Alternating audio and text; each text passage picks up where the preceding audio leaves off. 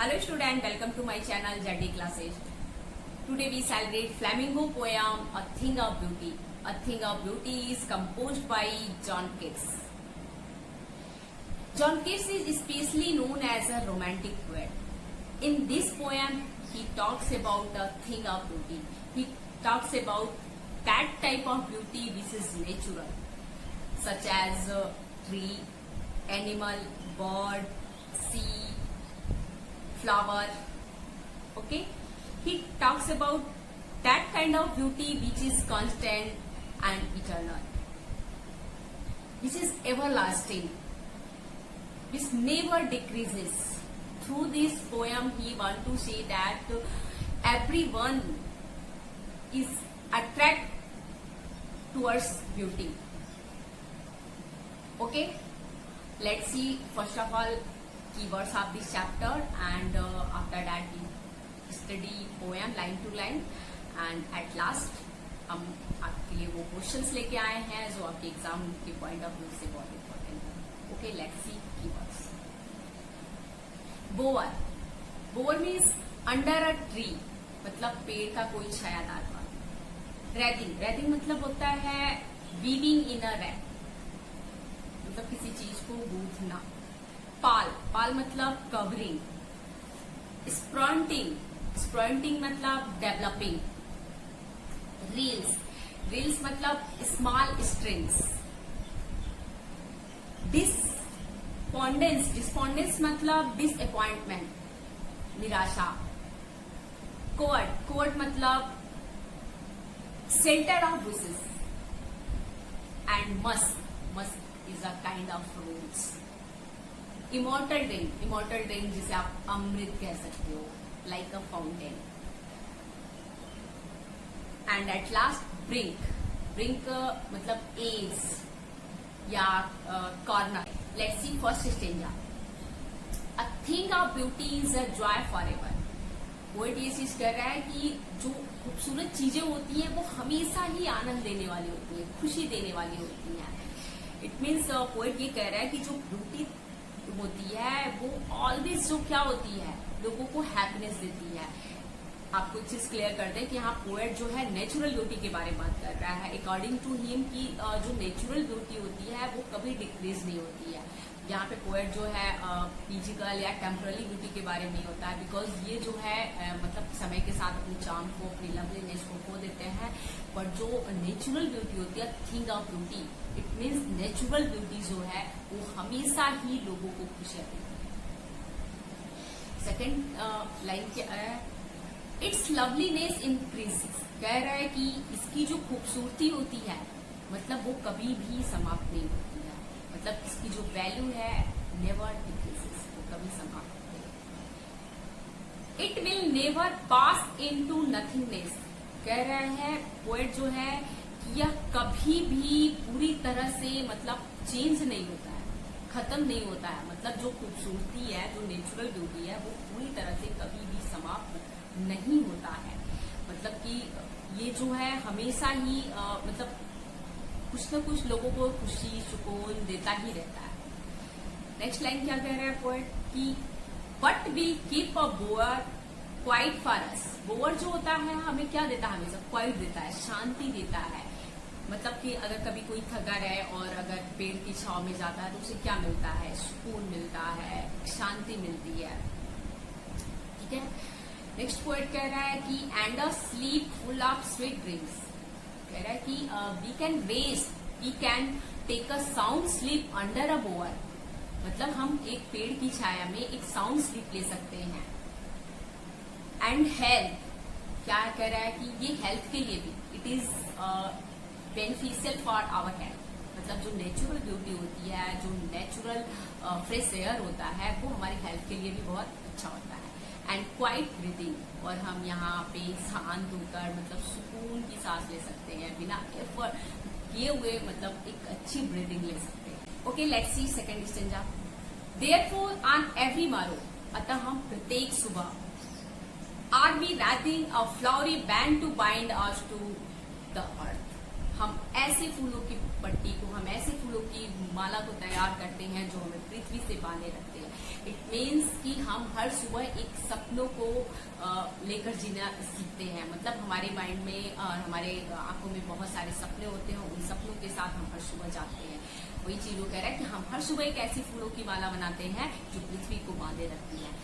कह रहा है कि स्पाइट ऑफ डिसअपॉइंटमेंट्स, यद्यपि हमारी लाइफ में बहुत सारे डिसअपॉइंटमेंट है, मतलब बहुत सारी उदासी है, बहुत सारी दुखी है। After in human dearth means होता है लैक, मतलब कि लैकनेस है किस चीज की, ह्यूमैनिटी की। यद्यपि हम सबके बीच में बहुत सारे अवगुण है, बहुत सारी बुराइयां भी हैं। आप नोबल नेचर्स, मतलब बहुत कम लोग हैं जो बहुत सज्जन दिल के हैं, मतलब बहुत अच्छे दिल के हैं, बहुत कम लोग हैं। आफ्टर ग्लोमी डेज, मतलब पोएट ये कह रहा है कि इन दुखी दिनों के बीच में, ग्लोमी मतलब सैड या उदास, मतलब दुखी दिन के बीच में भी हम किन चीजों को सर्च कर लेते हैं, आप all unhealthy and over darkened face. कह रहे हैं कि इन जो भी ये अनहेल्दी अस्वस्थ चीजें हैं, मतलब जो अंधकार रास्ते हैं, जो भी ये लाइकनेस है ह्यूमैनिटी की, इन सबके बीच में भी हम उन चीजों को ढूंढ लेते हैं। मेड फॉर आवर सर्चिंग, हम किन चीजों को ढूंढ लेते हैं, yes in spite of all, हम इसके बावजूद भी सम शेप ऑफ ब्यूटी, हम कुछ खूबसूरत चीजों को ढूंढ लेते हैं। मूव्स अवे द पाल, जो कि हटा देती है उस कवरिंग को, मतलब जो कवर किया हुआ है, किस चीज को कवर किया हुआ है, फ्रॉम आवर डार्क स्पेस, जो हमारे अंधकार को, अंतरात्मा को ढके हुए है। मतलब उदासी, जो तकलीफें, जो परेशानियां हमारे आत्मा को ढके हुए हैं, उन सब के बीच में भी हम उस खूबसूरती को सर्च कर लेते हैं। मतलब पोएट की चीज कह रहा है कि in spite of all these things, ठीक है, some beautiful things remove the cover of sad feeling, मतलब इन सब दुख के बावजूद भी जो चीजें हमारी सैड फीलिंग को कवर किए हुए हैं फ्रॉम आवर हार्ट्स, हमारे दिल में। The beauty of natural objects, जो नेचुरल ऑब्जेक्ट्स हैं ब्यूटी के, वे क्या करते हैं, टेक्स अवे, हटा देते हैं इन सारी चीजों का, the gloom from our sad hearts, वो हमारे दिल से जो है ग्लूम को, उस उदासी को हटा देते हैं। Okay, let's see third stage. Such the sun the moon, कह रहा है कि इस प्रकार से जो सन है, जो मून है, ट्रीज ओल्ड एंड यंग, मतलब जो नए पुराने पेड़ हैं, इस प्रॉम्प्टिंग सैडी मून, वो हमें क्या देते हैं, छायादार वरदान प्रदान करते हैं। मतलब कि जो सन है, जो मून है, वो हमें एक अलग ही खूबसूरती देते हैं। जो नए पुराने पेड़ हैं, वो हमें क्या देते हैं, छायादार वरदान प्रदान करते हैं। मतलब वहां पे हमें एक सुकून सा मिलता है। फॉर सिंपल सीप, ठीक है, और किसके लिए, वो जो सिंपल सीप होते हैं, साधारण भेड़िए होते हैं, ये सिंपल सीप मतलब जो उन सीप के बारे में मतलब उनको कोरिलेट कर रहा है जो जीसस क्राइस्ट के पास थे, मतलब जो इसके जीसस क्राइस्ट हेल्प किए थे। And such are daffodil with the green world they live in, और उन डैफोडिल जो होता है काइंड ऑफ फ्लावर होता है जो बहुत ही खूबसूरत होता है, और वो हरियाली भी ग्रीन वर्ल्ड में मतलब निकलता है। एंड क्लियर वेल्स, और जो ये क्लियर वेल्स होते हैं, मतलब एकदम साफ जो स्ट्रीम्स होती हैं, स्मॉल स्ट्रीम्स होते हैं, that for them self a cooling covered make, वो एक कूलिंग मतलब एयर को प्रदान करते हैं। कब, गेस्ट द हॉट सीजन, मतलब जो हॉट सीजन होते हैं उसमें जो ये स्मॉल स्ट्रीम्स है वो क्या देते हैं लोगों को, मतलब एक ठंडक प्रदान करते हैं, शीतलता देते हैं। जब गर्मी का मौसम आता है तो स्वयं वो अपने आप उनके लिए एक ठंडा आश्रय देते हैं। नेक्स्ट क्या पोएट कर रहा है कि the mid forest brake rich with sprinkling of fair musk rose blooms, कह रहा है कि मतलब घने जंगल के बीच में जब मस्क रोज खिलता है तो वो अपनी खूबसूरती से क्या करता है, एक स्प्रिंग, मतलब जैसे कि अपनी खूबसूरत जो उसकी छटाएं होती है, एक शानदार, वो उसको मतलब खूबसूरती को बिखेरता है, स्प्रिंकलिंग करता है, बिखेरता है किसके बीच में, मतलब और ऐसा लगता है कि वो जो फॉरेस्ट मतलब वो घना फॉरेस्ट है वो उसके बीच के भाग से वो दिखाई देता है और उसकी अपनी खूबसूरती को तो मतलब बिखेरता है। And such too is the grandeur of the dooms, और ऐसा लगता है ये, इसका वैभव ऐसा लगता है कि कयामत के दिन, मतलब वो बहुत ज्यादा खूबसूरत लगता है। We have imagine for the mighty day, और उस कयामत के वैभव के दिन में हम किस चीज की कल्पना कर सकते हैं, उस माइटी डेड पर्सन की कल्पना कर सकते हैं, मतलब मरे हुए उन शक्तिशाली व्यक्तियों के बारे में कल्पना कर सकते हैं। A lovely tales that we have heard are read, मतलब जिनके बारे में हमने कहानियों के थ्रू, जिनके बारे में हमने कभी या तो पढ़ा है या सुना है, उस कहानियों के में जो माइटी डेड पर्सन्स होते हैं उनके बारे में हम उस कयामत के दिन में कल्पना कर सकते हैं।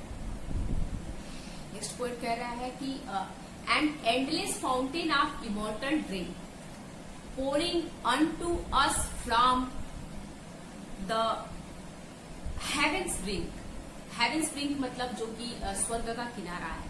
कह रहा है कि ऐसा लगता है कि एक इमोर्टल ड्रिंक जो है, मतलब लाइक अ फाउंटेन, जो कभी भी समा, फाउंटेन की क्या क्वालिटी होती है, फाउंटेन की क्वालिटी होता है कि it is always constant and eternal, वो हमेशा ही लगातार जो है क्या कहता है, चलता रहता है, कभी भी थकता या रुकता नहीं है। फाउंटेन की क्वालिटी वो कह रहा है कि लाइक अ फाउंटेन, ऐसा महसूस होता है कि इमोर्टल ड्रिंक हमें मिल गया है, जो या वो हमारे अंदर प्रवेश कर रही है। कहाँ से? पोरिंग ऑन टू अस, मतलब वो हमारे अंदर जा रही है। किस तरह से? फ्रॉम द हेवन स्प्रिंग, मतलब ऐसा लग रहा है कि जो एक इमोर्टल ड्रिंक है वो स्वर्ग के किनारे से आ रहा है और हमारे अंदर प्रवेश कर रहा है, मतलब हम एकदम उससे जुड़े हुए। In the first stanza, we found that poet says that a thing of beauty is everlasting, constant, eternal. Its value never decreases. And in the second stanza, poet says that we have many problems, we have many difficulty, obstacle, and lack of humanity. But in spite of these things, we have hope. Beauty provides hope. Through this, we can live easily and we can make our life quite unpleasant. And at last, in third stanza, poet says that beauty provides a natural immortal drink. Through this we can pour in our hearts right from heaven. Okay, let's see question answer. Okay, first question जो है, a thing of beauty is why forever. Explain, it means कि जो thing of beauty है वो हमेशा के लिए, it is always constant, it is always eternal, everlasting, it never decreases. Okay, second question जो है, why does not a beautiful thing pass into nothingness, मतलब कि जो ब्यूटी है वो कभी भी पूरी तरह से नथिंगनेस क्यों नहीं होती है? बिकॉज इट लवलीनेस, जो उसकी खूबसूरती होती है, इंक्रीज एवरी मोमेंट, वो हमेशा इंक्रीज होती है। Thing of beauty is never devalued, उसकी वैल्यू कभी समाप्त नहीं होती है। It never passes into nothingness. Okay, third question जो है वो ये है, what remove the pall from our dark spirits, वो कौन सी चीज है जो हमारे अंदर से जो डार्क स्पिरिट्स है वो ढकी रहती है, उसको हटाती है? तो वो ये चीज कह रहा है कि जो हमारे लाइफ की जो माइजरी होती है, जो भी डिफिकल्टीज होती है या लैक ऑफ ह्यूमन क्वालिटीज होती है, वो सारी चीजों को जो भी मतलब डार्क स्पिरिट्स जो है मतलब कवर किया हुआ है, तो वो चीज वो कह रहा है कि ये सारी चीजों को जो हटाने का काम है वो कौन करता है? एक मतलब हेल्दी या आप ये कह सकते हो एक होप जो है वो इन सब चीजों को हटा सकती है। ओके, नेक्स्ट क्वेश्चन जो है वो ये है, what is grandeur associated with mighty dead. वो ये चीज कह रहा है कि मतलब जो माइटी डेड, शक्तिशाली जो मरे हुए व्यक्ति हैं, उनका वैभव, उनकी जो कयामत के दिन है, वो किस चीज को शो कर रहे हैं? वैभव के क्यों कहा गया है, मतलब क्यों कहा गया है? जो माइटी पर्सन, डेड पर्सन है, उनको वैभव क्यों कहा गया है?